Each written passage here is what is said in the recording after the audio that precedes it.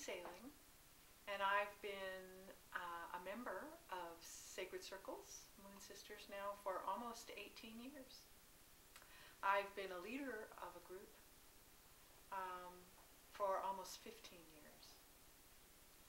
Sacred Circles are spirituality groups that are open to anyone over the age of 18. And notice I say spirituality rather than religious. We come together with an intention, a common intention of sharing a spiritual experience of wisdom, understanding, and knowledge. And we do that within the structure of a sacred circle. We share who we are, what we know. We learn from each other. We teach each other. We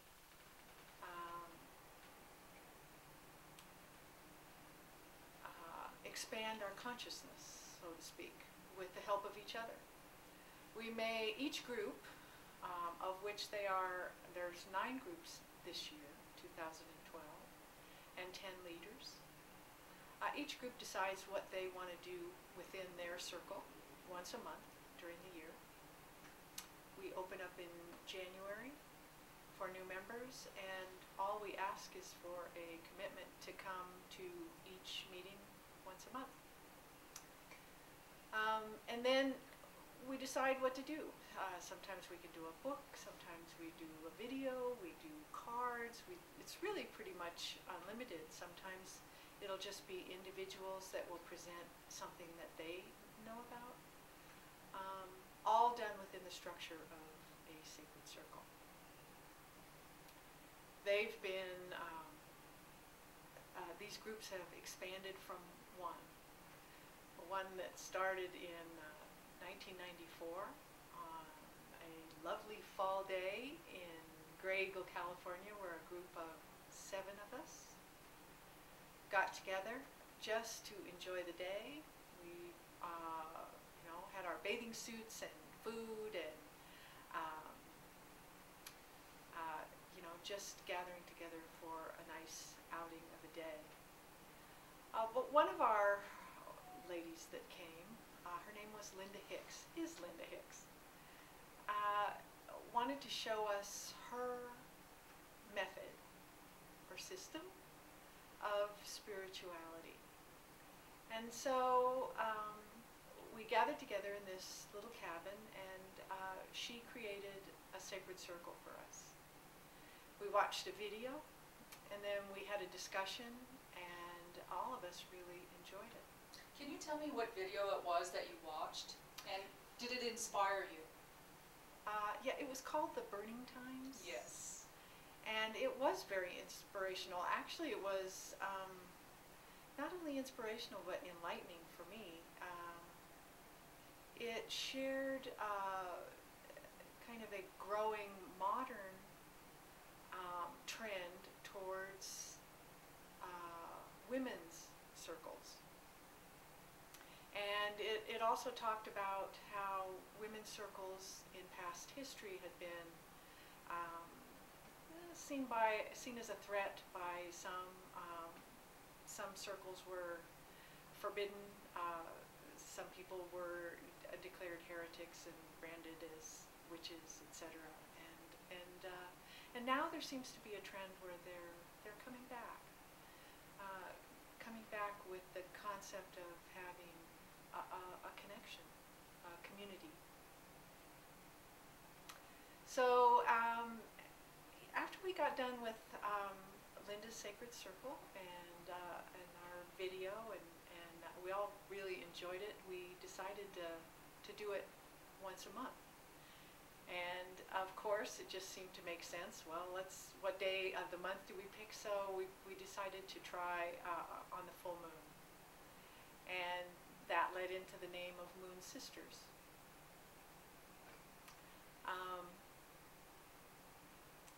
And that was the first group, once a month on the full moon. And we called ourselves MoonSisters. And it was a women's circle.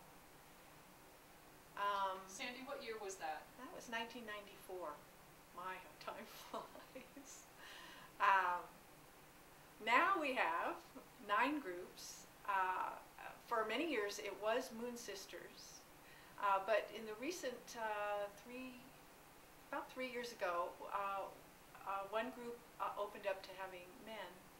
So we have 2 groups now that are both men and women, and you know, since we've got men in our circles now, we decided to change our name from MoonSisters to Sacred Circles.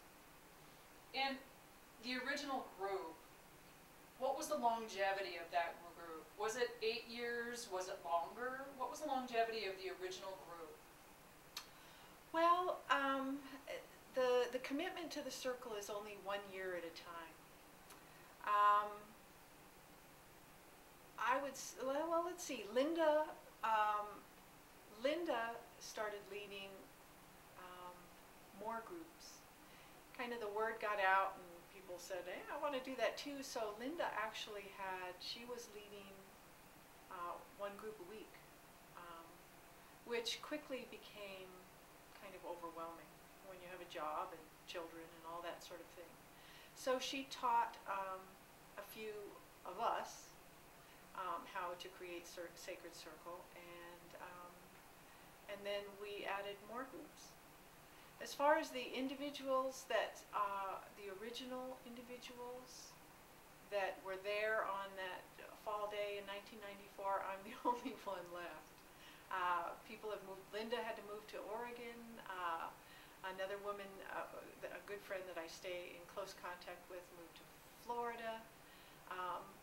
Life has pulled people in different directions. Now, can I ask you some of the more detailed explanations of what is a circle? Well, our sacred circles are, we join together to really connect with each other and to learn with each other. The structure that we do that in is a sacred circle. It is a little ceremony involving an opening prayer, a guided meditation of surrounding the group with goodness. We ask anything that would harm anyone within that circle to leave. Archangels are requested to join us within that circle. And space is held by the leader of the circle to have everyone experience and participate in the spiritual nature that it's all about. And is there a Kabbalistic framework that the circle works with? Yes, the symbols and the structure is basically from Kabbalah, yes, and based upon the symbols of the Tree of Life. Would you consider that non-denominational? I would consider that multi-denominational. One thing that has appealed to me personally with these sacred circles is that there is no doctrine or dogma. It's just simply a group of people getting together to learn and grow and have a spiritual experience with as little stress or judgment as possible.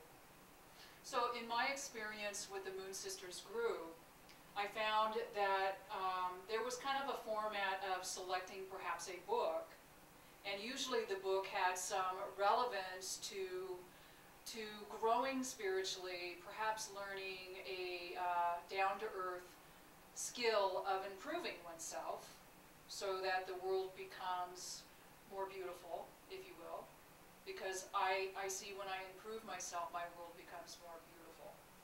And this seemed to be a very functional format. for MoonSisters and something that brought everybody in as a participant. But that's not necessarily the format in the other groups. This was just something, was that part of the original format? The original, the first year, we studied a book called The 13 Clan Mothers by Jamie Sams. And that book was brought up and brought into the circle because it's a beautiful book on symbology. The circle, when we create a sacred circle, we really speak in the language of symbolism. Symbols speak to that deeper portion within our hearts and our minds that sometimes words can't really get to. And that book brought in a Native American tradition. However, the symbols, the colors, its focus was on the moons, actually. The 13 clan mothers are the 13 moons within a year. Harmonized with the Kabbalistic symbols that are used to create the circle in itself. Jamie Sams, yes, that was very powerful foundation that was used. And there's been actually many groups that have done that book, and I've been doing this now for almost 15 years, and I think we've done that book at least 3 or 4 times. It's one of those kind of books that you always get something different from it every time you read it. Jamie Sams is very powerful, and the book was a very strong influence. I actually have it in my bookshelf in Hebrew. Not only the English version, but I also have the Hebrew version, because you'll find that that had such a powerful message that it was an international bestseller. So Jamie Sams was very influential. How has it amazed you that the MoonSisters have grown like it has? It never ceases to amaze me. Right now we have about close to 100 members. Doesn't that also include Winnemucca and Carson City? Carson City, Winnemucca has the circle leader that was leading the circle in Winnemucca has had some health challenges. So sweet little Winnemucca is kind of up there on their own for now. But we do have the Carson-Dayton area that does a daytime circle from, I think it's from 11:30 to 2 or something like that. All the others are at nighttime and in the Reno, Sparks, Nevada area. You've also done a lot of community service, and my understanding is that MoonSisters has participated in generating garage sales to raise monies to donate to specific functions, and probably quite a few of the people that are involved in MoonSisters have some kind of community volunteering or some kind of involvement to making the community better, but it's informal. It's very informal. The past 4 or 5 years we've had a group of leaders that is actually another circle within itself. And we get together we just had our first meeting, and one of the first things on the agenda is deciding what kind of community assistance or charity that we want to do. And every year is a little different. We've had garage sales and food drives, and we did backpacks for a school one year. That was fun. Mm-hmm. This year I think we are going to join into one of the walks, but I'm not sure which one yet. That's still being looked at. Well, Sandi, I want to thank you for telling me and sharing with everyone what the MoonSisters are about and how they originated. I think it's been very inspiring how this has grown into a phenomenon where people can get support, bonding, and community through a multinational, multi-denominational There you go. Yeah. Spirituality. I really like that because it's like the hub of diversity. Thank you, Sandi. Do you have anything you'd like to say as like classes that might be offered, or is there anything that you would like to say as a parting No, I'm just grateful for all of the people that have come together and been attracted to this. It's such a wonderful opportunity to come together and learn and grow and have a spiritual experience in a safe and sacred way. Thank you, Sandy.